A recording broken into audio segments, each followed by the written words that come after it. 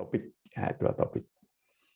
Kalau pendahuluan seperti umumnya kuliah, yaitu tujuannya memahami mengapa kita kuliah ini, gitu ya. Apa sih tujuan kuliah digital marketing ini atau pemasaran digital? Nah, yang kedua, memahami sistem pembelajaran. Ya, ini meskipun berulang, tetap harus kita sepakati ya, teman-teman. Jadi acara ini bagian dari kita menyepakati bahwa kita akan menggunakan metode atau sistem atau teknik gitu aja yang paling sederhana ya, teknik pembelajaran tertentu. Antara lain nanti ya menyangkut bagaimana presensi, tugas, kuis ya, penilaian dan evaluasi akhir nanti. Yang ketiga, nah ini yang topik pertamanya itu adalah riset pasar atau market research. Kita harus paham nanti definisi dan jenisnya dan mampu menggunakan minimal salah satu ya, karena waktu kita terbatas. Di pertemuan ini ya kesepakatannya nanti Anda sudah langsung mampu mempraktekkan gitu ya. Tidak hanya memahami konsep tapi juga menerapkan. Dalam bahasa Inggrisnya ya, implementasikan, menerapkan samalah. Tujuan besarnya ya ini tujuan garis besar tentunya. Jadi mahasiswa mampu memahami konsep dan menerapkan tadi ya riset pasar itu di pertemuan pertama nanti. Nah, kemudian pertemuan kedua mulai masuk ke dasar-dasar digital marketing. Ya, karena kalau riset pasar kan tidak harus digital ya, meskipun sekarang kita langsung latihannya dengan digital, ya, dengan komputer. Nah, di dasar-dasar itu kita akan memahami kanal pemasaran itu apa ya, marketing channel bahasa Inggrisnya. Itu apa saja, terutama di bidang digital. Kemudian kita mulai menyusun dan menerapkan strategi digital marketing. Nah, ini cukup banyak nanti pilihannya. Yang ketiga ya kita masuk ke email marketing. Ya, ini nanti bisa jadi kita bolak-balik tidak ada masalah ya antara email dan SEO ya, karena ini 2 topik yang agak berbeda. Jadi email marketing, baru kemudian kita masuk materi yang paling banyak ya di digital marketing itu adalah search engine optimization atau SEO. Ini tergolong banyak karena harus memahami banyak konsep ini ya. Mulai dari konsep kerjanya Google, lalu cara kita membuat web supaya menjadi SEO friendly gitu ya. Jadi mudah ditemukan oleh Google.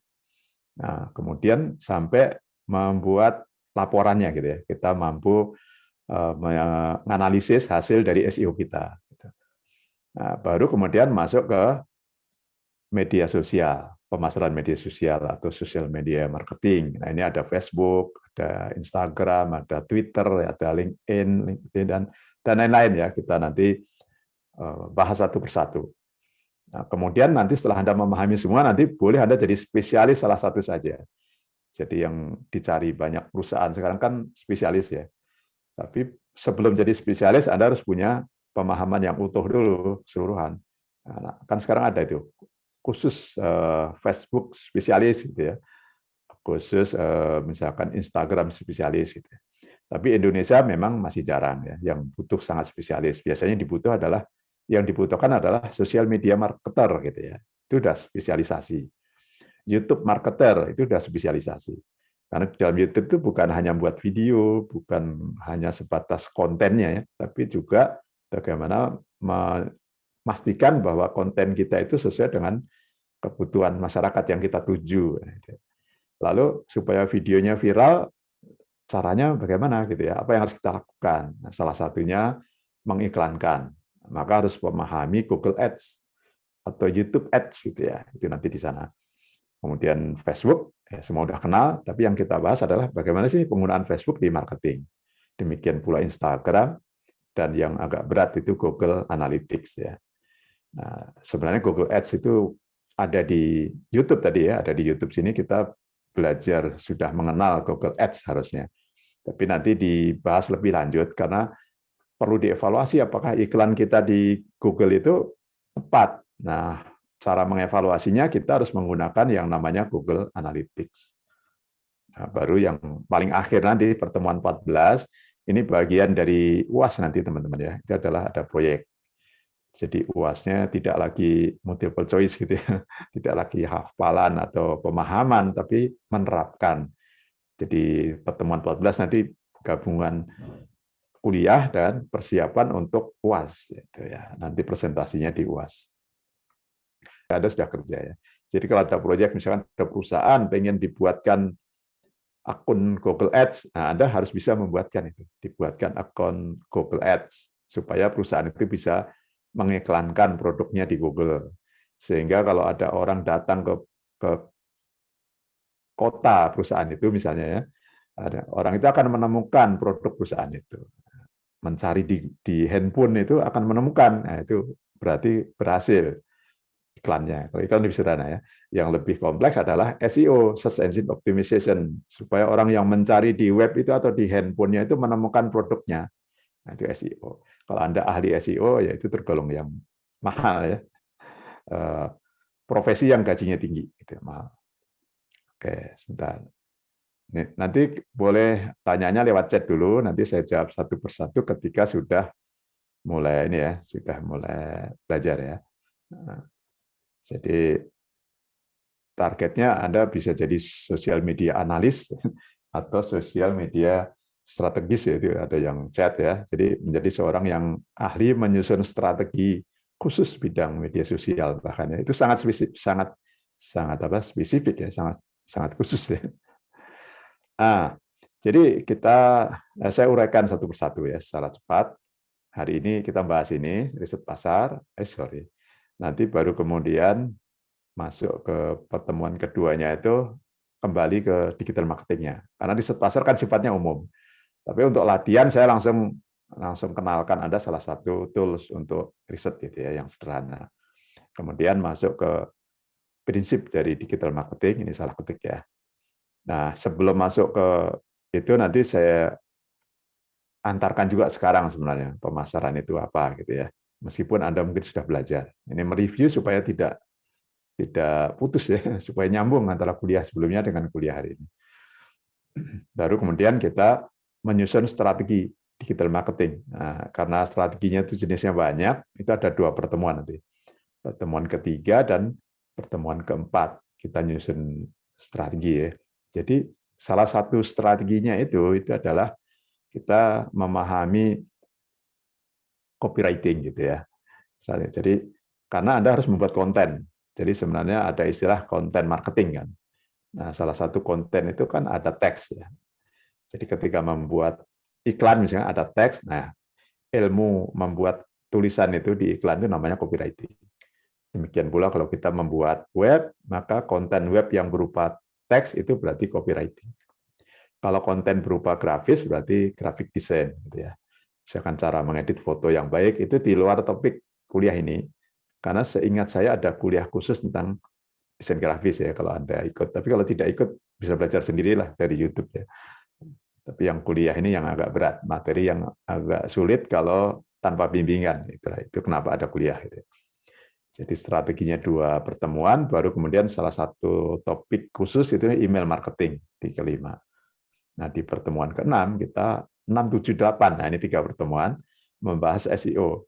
Nah nanti saya evaluasi lagi di pertemuan setelah 7 itu ada UTS kan ya di sini teman-teman. Nah UTS itu tujuannya untuk evaluasi sekaligus ya ada nilainya kan ya. Jadi ada nilai yang tujuannya nanti untuk mengisi nilai Anda di akhir semester. Ya. Jadi ada UTS 25% tadi. Ya. Sekaligus bagi saya itu untuk evaluasi apakah materi 1 sampai 7 sudah benar-benar Anda pahami. Nah, jadi sebelum masuk ke pendalaman SEO menggunakan SEO on page dan SEO off page ya. Nah, maka Anda harus sudah paham dulu konsep yang diterapkan oleh Google. Paling tidak yang harus kita kuasai Google, karena Google itu dipakai oleh hampir semua perangkat ya.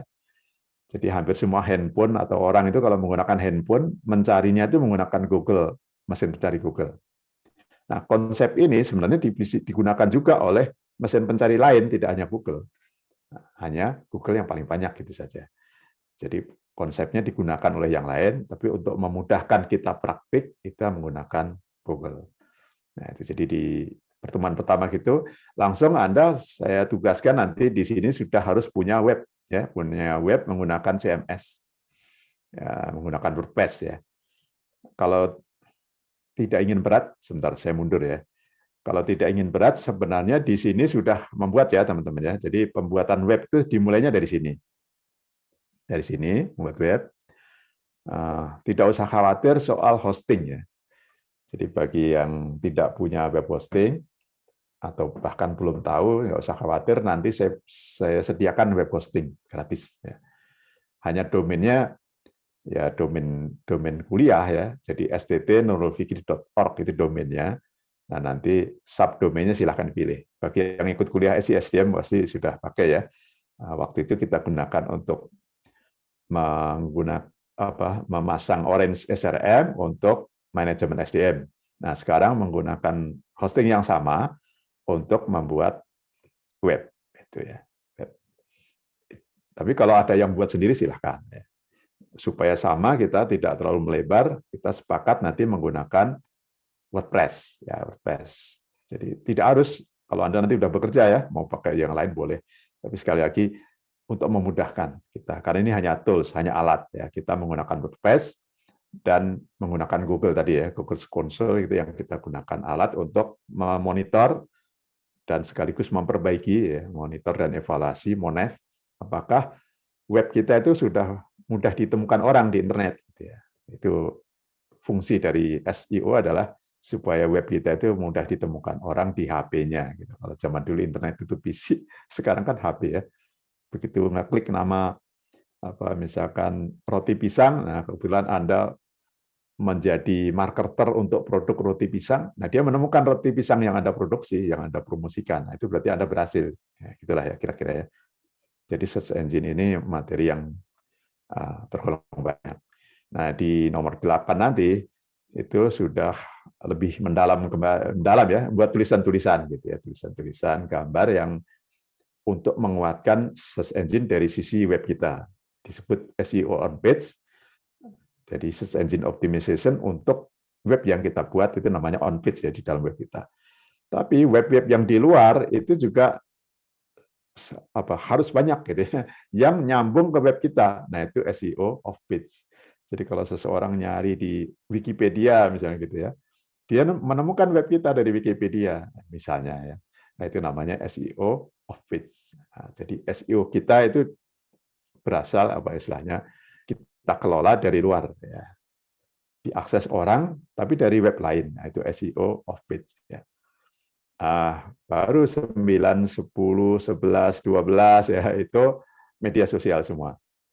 Supaya nggak berat, jadi saya pisah-pisah ya. Media sosial secara pengantar keseluruhan itu di 9, nanti yang khusus tentang YouTube di 10 ya, termasuk YouTube Ads ya, ini menggunakan Google Ads tadi yang saya ceritakan. Kemudian Facebook marketingnya di 11, Instagram di 12 ya. Jadi salah satu topik yang biasanya agak berat dipraktekkan itu yang ada ads ini teman-teman. Tapi nggak usah khawatir ya, saya tidak akan menugaskan Anda benar-benar pasang iklan berbayar gitu ya. Tidak ingin membebani uang Anda semua. Jadi nanti kalau ada tugas buat iklan, itu sebelum dibayar itu ya, tunjukkan ke saya ya, di-upload di Elena gitu maksudnya. Jadi tidak perlu harus dibayar. Kalau Anda benar-benar mempromosikan produk kuliah ini, jadi kuliahnya bukan hanya teori ya, atau praktek simulasi, tapi benar-benar Anda praktekkan di perusahaan tertentu, ya itu lebih baik. Bagi Anda, maksud saya ya. Kalau bagi saya ya lebih senang ya, lebih senang. Tidak mempengaruhi nilai, lebih senang aja. Oh berarti ilmu Anda itu benar-benar diterapkan di perusahaan atau di UMKM atau di masjid atau di gereja, yayasan sosial, apapun ya, organisasi itu membutuhkan promosi di internet, gitu, bahasa awamnya. Nah, promosinya kan bisa melalui salah satu atau beberapa media sosial ini. Ya, YouTube itu tergolong media sosial, TikTok itu tergolong media sosial ya. Nah, tapi TikTok itu kan agak mirip ya, boleh aja nanti saya singgung juga di YouTube ya. Kalau ada YouTube, ada TikTok, bedanya di mana gitu ya. Dan paling terakhir ya sebelum proyek itu kita Google Analytics, membahas Google Analytics dan tugas akhirnya proyek ya. Google Analytics jadi menganalisis hasil digital marketing kita semuanya itu. Dilihat dari kacamatanya Google ya tentu saja ya. Karena mesin pencari yang paling banyak digunakan itu Google. Baik teman-teman, ini sudah selesai ya topik pendahuluannya. Jadi mengantarkan kuliah ini apa sih gitu isinya. Nah, itu tadi yang kita bahas. Nah, sekarang kita masuk ke topik pertama, yaitu riset pasar. Nah, karena ini sebenarnya bukan hal yang baru ya, bukan hal baru, tapi Anda kalau mau mulai memasarkan produk itu tetap harus dimulai dari melakukan riset meskipun sederhana. Jadi riset itu tidak harus sangat ilmiah ya, bisa jadi kombinasi antara ilmiah dan praktis gitu. Tapi cara melakukan riset ya harus berdasarkan ilmu, makanya dia tetap termasuk ilmiah. Tulisannya maksud saya, jadi tulisan hasil risetnya tidak harus ilmiah 100% gitu ya. Mungkin lebih tepat kalau untuk perusahaan itu ilmiah populer ya. Berdasarkan ilmu tapi disampaikan dengan bahasa populer ya, tidak harus bahasa yang sangat baku. Nah, karena tujuannya misalnya untuk untuk konsumsi publik ya hasil riset Anda itu. Kan riset tidak harus untuk perusahaan tertentu ya. Ada riset tapi tujuannya mau dijadikan YouTube hasil riset Anda jadi konten YouTube ya berarti harus menggunakan bahasa populer. Jadi tujuan kita belajar ini nanti Anda memahami definisi dan jenis riset. Paling tidak nanti harus benar-benar mampu menerapkan salah satu ya, minimal salah satu jenis riset dengan salah satu tools. Itu target kita hari ini. Nah, ada 5 subtopik. Kalau ini kita sebut topik besarnya ini ya, berarti ini subtopik harusnya ini berapa. Jadi pengantar pemasaran dulu ya teman-teman. Nah, untuk mengulang saja sekilas, baru kemudian pengertian riset pasar, contohnya ya jenis-jenis atau tipenya gitu sebut ya hampir sama. Dan kemudian tahapannya, tahapan riset. Karena ini materi ini sudah dipelajari mungkin ya di mata kuliah yang lain nanti ya. Anda nggak dapat soalnya metodologi riset ya. Jadi nanti saya singgung sekilas saja di sini. Dan terakhir nanti tools untuk riset pasar.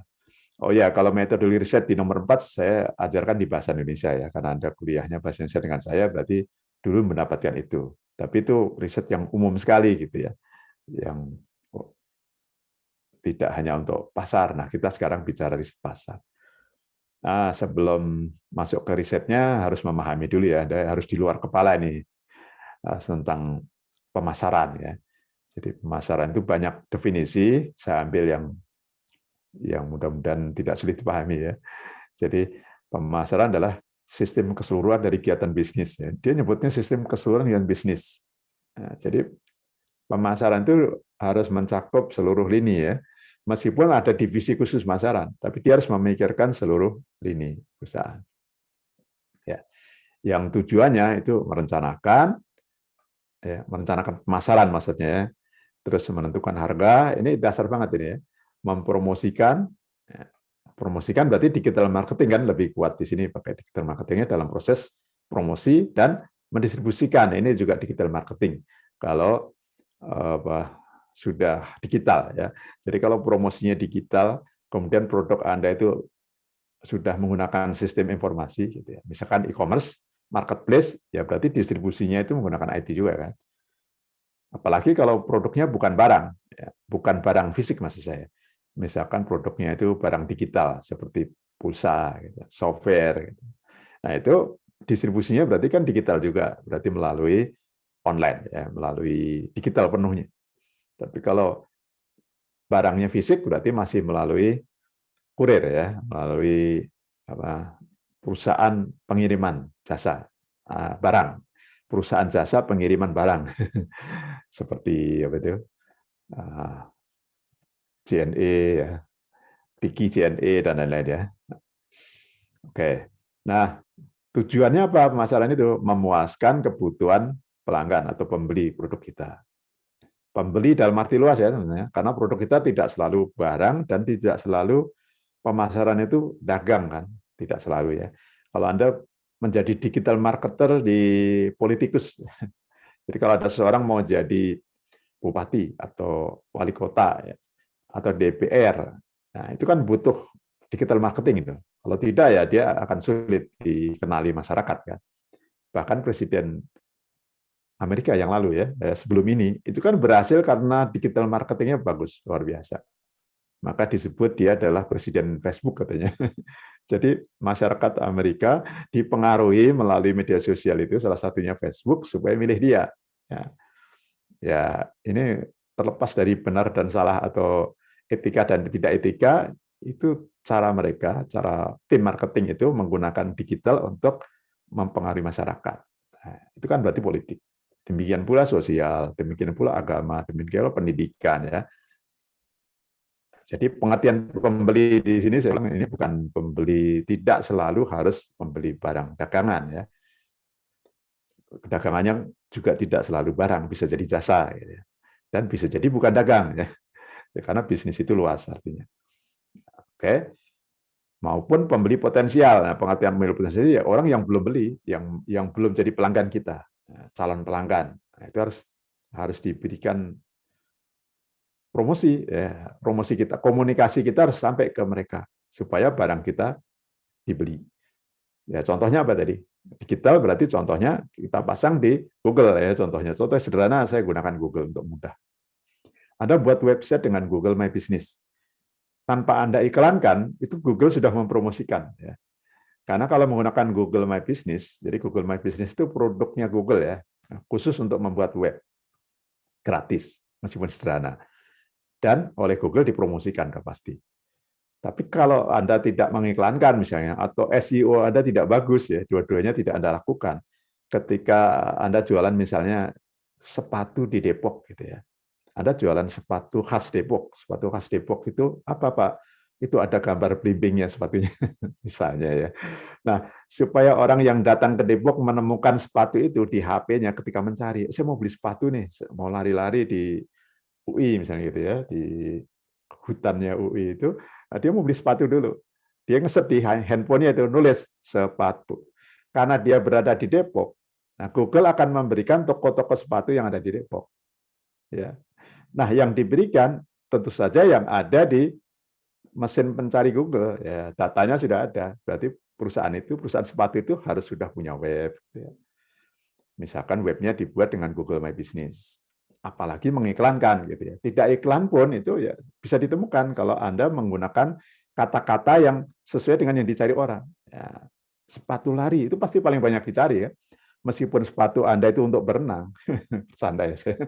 Sepatu Anda itu bukan untuk lari, tapi karena orang banyak mencari sepatu lari, jadi di web Anda itu harus ada kata-kata sepatu lari.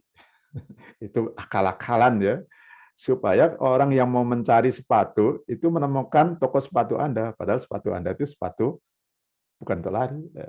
Misalnya sepatu kantor gitu ya, atau sepatu untuk naik gunung gitu ya. Ya, jadi paham ya. Jadi ini digital sekarang soalnya. Nah, jadi yang potensial akan menemukan produk Anda kalau Anda melakukan dengan baik. Nah, ini ilmu dasarnya, ilmu pemasaran namanya. Lalu ilmu dasar lagi di pemasaran itu yang harus dipikirkan orang pemasaran kan minimal 4 ini ya teman-teman, minimal ya, karena bisa lebih. Jadi orang yang mau bergelut di pemasaran harus tahu produk itu dengan mendalam. Ini produk apa yang mau saya pasarkan. Terus harus tahu harganya, termasuk ini harganya bisa ditawar atau tidak gitu ya. Nah, dan menentukan harga. Jadi orang marketing itu harus bisa membantu perusahaan atau direktur gitu ya, menentukan harga yang tepat berdasarkan harga pesaing. Nah, untuk itulah perlu riset pesaing. Nah, riset pesaing itu tujuannya menemukan harga yang tepat. Gitu ya. Distribusi juga demikian. Dia harus mempelajari distribusi, contohnya sepatu tadi ya. Itu yang tepat kemana perusahaan kita. Oh, kalau ini sepatu lari ya kurang tepat kalau Anda tawarkan sampai ke kampung-kampung misalnya gitu ya. Itu lebih tepat orang kota. Nah, berarti targetnya kota. Nah, di Google atau di aplikasi marketing pemasaran digital ini ya, digital marketing itu sudah ada alat nanti untuk menentukan wilayah yang kita tuju gitu ya. Oke ya, jadi ini sama tujuan pemasaran. Intinya adalah memuaskan kebutuhan pelanggan. Oke, ini waktunya sudah tinggal 15 menit lagi ya kalau 45 menit. Oke. Strategi. Jadi sebelum nanti kita bicara strategi pemasaran digital, kita harus tahu strategi pemasaran dulu ya. Strategi pemasaran yang paling dasar, teman-teman ya, yang paling dasar itu adalah ini, STP ini singkatnya ya. Ini paling dasar. Yang sangat mendasar, lebih mendasar lagi kan riset tadi ya, harus ada hasil riset untuk menentukan strategi lah kira-kira gitu ya. Nah, di atas itu ya, di atas divisi pemasaran itu kan biasanya ada direktorat ya kalau di perusahaan atau founder pendiri. Nah, founder itu sudah punya pasti namanya visi, misi gitu ya. Nah, itu proses yang sangat dasar tapi tidak hanya tugasnya pemasaran. Jadi visi perusahaan, misi perusahaan, karena itu digunakan terus nanti untuk memasarkan produknya. Nah, kalau perusahaan sudah punya moto, nah motonya kita pakai itu untuk promosi. Berarti kita harus tahu moto perusahaannya apa gitu ya. Nah, kemudian sebelum kita menjalankan program yang bawah ini, program pemasaran kan minimal 4 tadi ya. Ini sudah saya jelaskan sebelumnya tadi, minimal 4. Nah, kita sudah harus tahu produk kita itu punya kelebihan apa dibanding pesaing. Nah, berarti harus ada analisis pesaing ya. Atau analisis SWOT, mungkin pernah dengar ya, kalau Anda pernah belajar tentang manajemen atau bisnis, SWOT analisis. SWOT analisis itu S-nya adalah strength, kekuatan kita apa? Kekuatan produk yang mau saya pasarkan ini apa kekuatannya? Oh, kekuatannya di kualitas. Sepatunya tadi dipakai lari 1000 kilo tidak sobek misalnya ya. Itu berarti kualitas. Tapi bisa jadi punya kelemahan karena kualitasnya tinggi. Kelemahannya apa? Misalnya harga ya. Harganya tidak bisa murah ya, misalnya. Atau punya kualitasnya biasa saja. Kelebihannya harganya murah ya. Bisa. Ini sekadar contoh ya. Jadi Anda harus tahu apa strength-nya, apa weakness-nya, weakness itu kelemahannya. Kemudian itu dari sisi internal perusahaan ya. Nah, dari sisi eksternal harus tahu siapa pesaing kita. Jadi apa tantangannya gitu. Itu yang terakhir harusnya T-nya ya. T-nya. Threat, ancaman atau tantangan sebetulnya. Ancaman pesaing itu siapa aja? Seperti apa pesaing kita? Itu threat. SWOT. O-nya opportunity. Kita harus tahu peluang pasarnya apa. Oh, ini peluang pasarnya bagus di kota. Atau kita membuat sepatu yang sangat murah, kuat, sederhana. Oh, ini bagus untuk di desa misalnya. Nah, itu berarti opportunity-nya ada tapi di desa. Nah, SWOT itu penting. Nanti digunakan untuk menentukan target tadi ya, target pasar. Sebelum menentukan target, kita harus tahu segmen yang ada. Maka ada istilah segmenting, ini harusnya miring bahasa Inggris ya, targeting dan positioning. Nah, posisi terhadap pesaing. Jadi saya ambil contoh di sepatu ya, supaya ini refleks saja yang saya ingat sekarang sepatu. Jadi kalau sepatu saya itu segmennya kelas atas misalnya.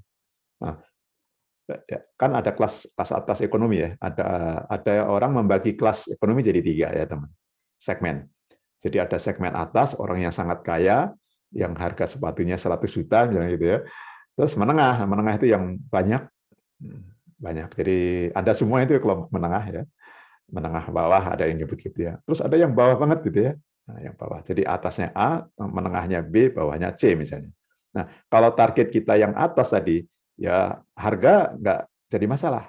Yang penting kualitas misalnya. Berarti target pasarnya jelas dulu. Dari sisi ekonomi, atas, tengah, atau bawah. Misalnya, yang lain apa? Target pendidikan. Kalau Anda jasanya di bidang misalkan kursus. Nah, kalau target pendidikannya SMA ke bawah ya berarti bahasa yang kita gunakan gitu ya. Itu harus bahasa remaja, anak-anak gitu. Itu berefek ke konten marketing kita nanti. Posisi pesaing ya tadi ya. Kita harus jelas sih, wah pesaing sepatu itu banyak ternyata. Sudah ada merek yang terkenal gitu ya. Reebok, Nike, Bata dan lain-lain. Nah, kita mau buat merek yang harus beda dari pesaing itu. Misalnya tadi kita kualitas tinggi atau sebaliknya kita kualitas yang di bawah saja, tapi kekuatan kita di harga. Nah, atau coraknya yang beda, desain ya, warna ya itu. Oke ya, jadi saya lanjut karena yang PPPP yang bawah tadi sudah saya jelaskan. Dalam bahasa Inggris seperti ini. Ini buku-buku ini nanti saya coba upload ya di LN kalau Anda mau baca-baca ini tapi bahasa Inggris ini ya. Jadi pemasaran itu kita harus menemukan ya apa sih yang diinginkan oleh orang yang kita jadikan target. Misalnya saya mau memasarkan produk gitu ya secara digital untuk targetnya sudah jelas tadi ya. Kita sudah menentukan dulu tadi kan, misalnya remaja gitu ya, sepatu untuk remaja.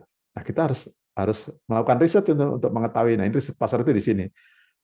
Kita buat kuesioner, kita bagikan di media sosial apa yang remaja butuhkan tentang sepatu lari misalnya.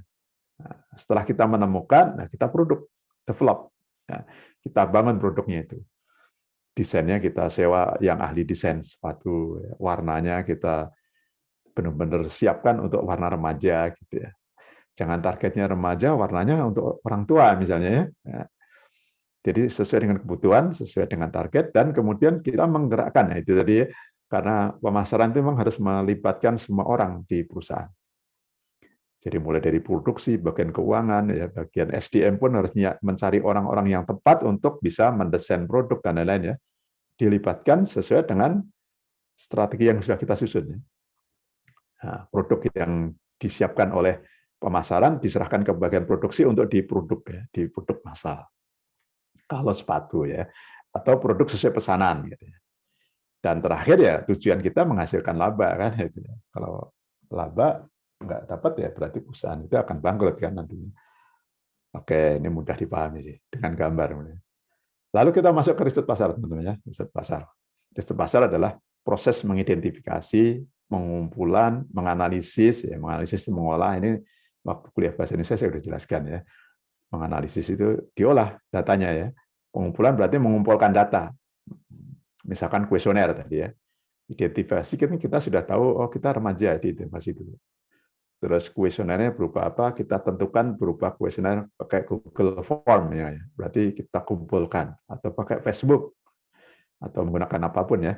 Terus kita olah, dianalisis, diolah pakai ilmu statistika misalnya gitu ya. Kalau kemudian dipilih-pilih ya dan apa? Diuraikan menjadi sebuah laporan ujungnya kan gitu ya. Nah, jadi dengan menggunakan informasi yang lain-lain ya, dan kemudian diolah secara sistematik dan objektif untuk membantu manajemen. Jadi hasil dari pengolahan tadi diseminasikan ya, dijelaskan, dipresentasikan gitu ya.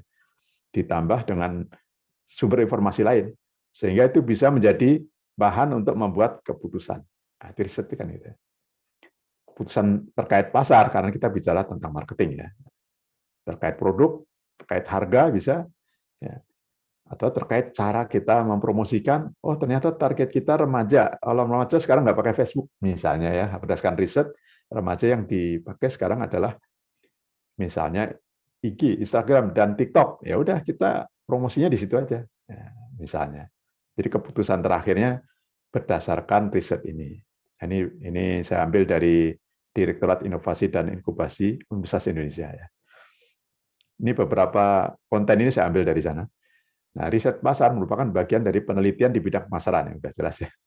Memberikan informasi dan gambaran tentang jenis produk. Ya, sekali lagi ya, pemasaran itu kuncinya harus ahli benar ya, tahu benar gitu ya, produk apa yang mau kita ini. Jadi produk itu bisa barang atau jasa ya, apa yang mendatangkan keuntungan gitu kan. Salah satu tujuan riset pasar yang utama itu, ini produk dan barang. Ini sebenarnya hanya salah satu ya, karena definisi kan banyak. Nah, saya ambil beberapa definisi. Ada yang definisinya begini aja sederhana ya, untuk menentukan produk dan harganya dan cara distribusikannya tadi ya. Nah, dengan adanya riset pasar ini, perusahaan dapat mengetahui jenis produk, barang atau jasa dan kualitasnya seperti apa, ya, yang sesuai kebutuhan konsumen yang kita jadikan target. Tadi ya, pengertian target tadi ya. Ada orang kaya, orang menengah, orang bawah, kita pilih menengah. Ada pria wanita, kita pilih pria. Ada yang pendidikan tinggi dan pendidikan menengah bawah, kita pilih menengah bawah. Nah, itu menengah bawah itu namanya target. Kalau tinggi itu segmen lain. Jadi dari segmen yang ada yang kita pilih yang bawah, menengah bawah misalnya. Oke ya, cukup jelas ya kira ya. Jadi kita jadi tahu benar target kita siapa, produknya siapa. Nah, sebenarnya riset pasar itu kan tidak hanya sebatas itu ya, tidak hanya sebatas mengetahui produk yang tepat, bisa juga mengetahui potensial pasarnya kemana. Nah, ini jenis-jenisnya ya. Jadi ada jenis yang hanya untuk identifikasi dulu, riset identifikasi, ada riset yang tujuannya sudah memberikan solusi, mengatasi masalah. Nah, yang identifikasi contohnya marketing potensial ya. Misalnya ini dimulai dari tren ya. Saya ingin tahu tren pasar di Indonesia sepatu seperti apa. Nah, itu berarti market potensial sepatu itu seperti apa, kita harus tahu dulu. Nah, itu berarti. Kalau market share, saya ingin tahu sepatu olahraga tadi yang saya buat, itu pasar yang ada seperti apa. Terus siapa yang menguasai? Nah, di riset bisa ngambil data dari internet, dari Google atau dari bahkan survei ya, kalau mau agak mahal ya. Jadi survei ke perusahaan-perusahaan nanya, misalkan setiap perusahaan ditanya berapa penjualan produk sepatu olahraganya gitu ya. Nah, lalu dari market share itu, misalkan Bata 20%, misalkan naik 10%, misalnya gitu ya, Reebok sekian persen dan seterusnya kan banyak produk. Nah, kita mau ngambil berapa persen, misalnya. Image research memberikan gambaran yang lebih yang lebih luas gitu ya. Jadi image forecasting memprediksi. Jadi melihat tren dan kita ingin tahu ke depan itu seperti apa. Forecasting itu kan meramalkan ya secara ilmiah. Nah, ini biasanya kalau sekarang menggunakan artificial intelligence ya, kecerdasan buatan itu forecastingnya lebih bagus. Berdasarkan data-data yang lama. Jadi kita tahu tren. Bisnis tren sama juga ya. Kalau forecasting lebih ke meramalkan itu potensi pasar, kalau tren lebih umum ya, bisnis tren. Tapi secara bisnis secara umum ya ini ya. Kalau yang atas kan pasarnya. Nah, kalau ini tren bisnis, misalnya tren bisnis itu Indonesia bukan sepatu ternyata, misalnya gitu ya, bukan sepatunya, tapi pakaiannya bajunya misalnya gitu, atau t-shirtnya gitu. Lalu kalau masalah berarti, oh kita sudah punya produk, tapi ternyata nggak tepat. Kita harus belajar kembali siapa sih yang tepat yang kita jadikan target. Nah itu segmentation. Tadi sudah saya jelaskan ya. Produk riset berarti produk apa yang tepat untuk kita buat, harga berapa yang tepat kita tentukan, promosi apa yang sebaiknya kita pilih, perlu riset dulu, dan distribusi penyaluran produk kita melalui apa saja. Itu ya.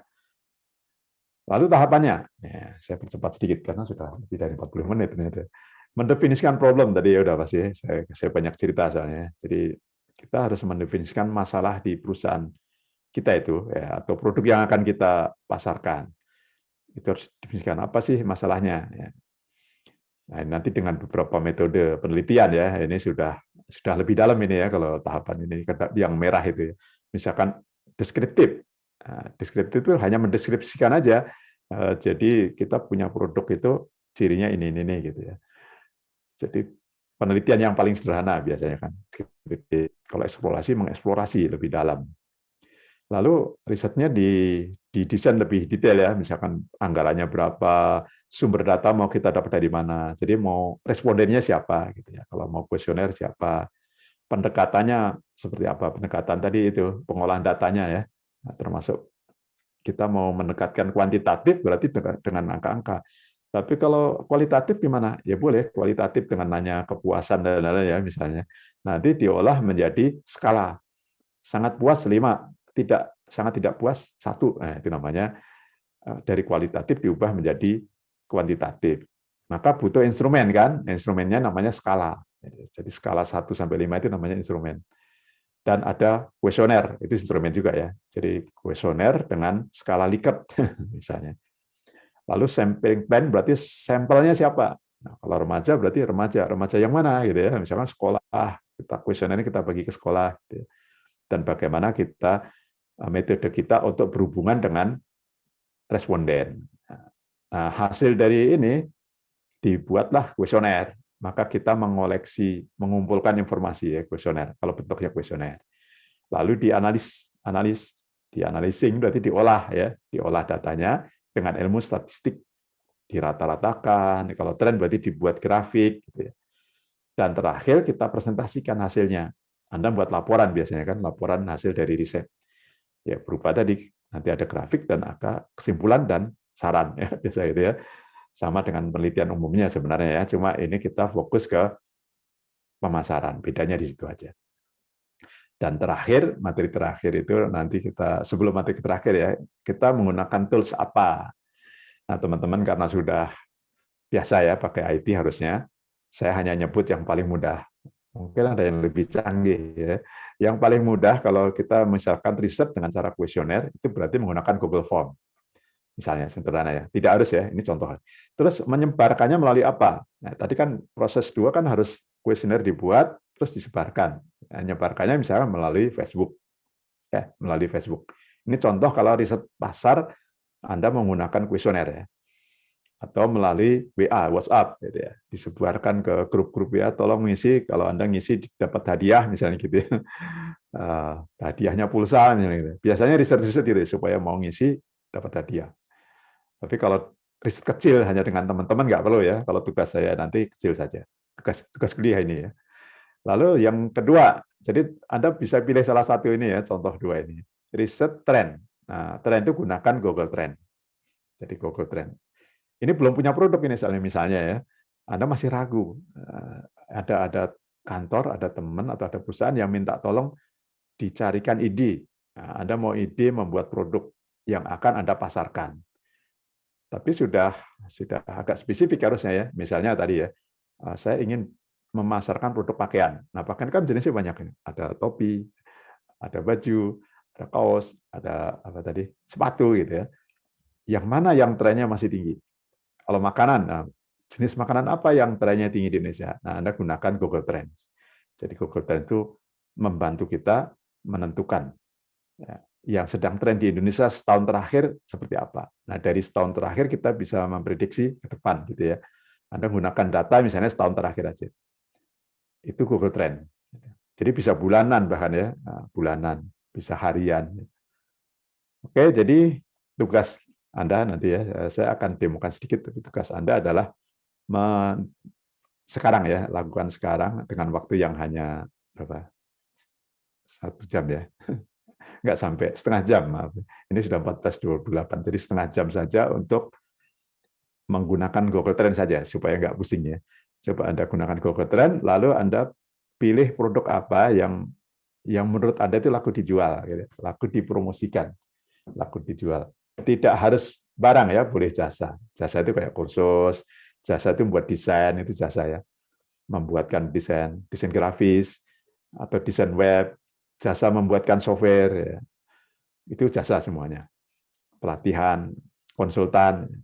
Kalau produk, softwarenya itu sendiri. Wah, saya mau buat software. Tidak berdasarkan pesanan, langsung buat software terus dijual. Ya. Meskipun itu jarang sekarang ya, tapi masih ada. Atau produk yang umum saja, bukan produk digital ya. Produknya tidak harus digital, teman-teman. Karena Anda kan bukan jurusan bisnis digital ya. Jadi produknya boleh produk apa saja. Makanan, pakaian, boleh. Jadi boleh barang. Misalkan Anda mau cari tren barang apa yang paling dicari di Indonesia setahun terakhir. Coba latihan ya. Cari saja di mesin pencari Google Trends gitu, atau ketik Trends, lalu masuk ke trends.google.co.id. Jadi boleh pakai mesin pencari atau Anda langsung ketik saja ya Google ini Trends dicari. Nanti akan menemukan trends.google.co.id, ya kan? Udah, hanya begitu saja, sederhana. Nah, sekarang Anda punya ide apa ya? Apa sih yang ingin Anda ketahui?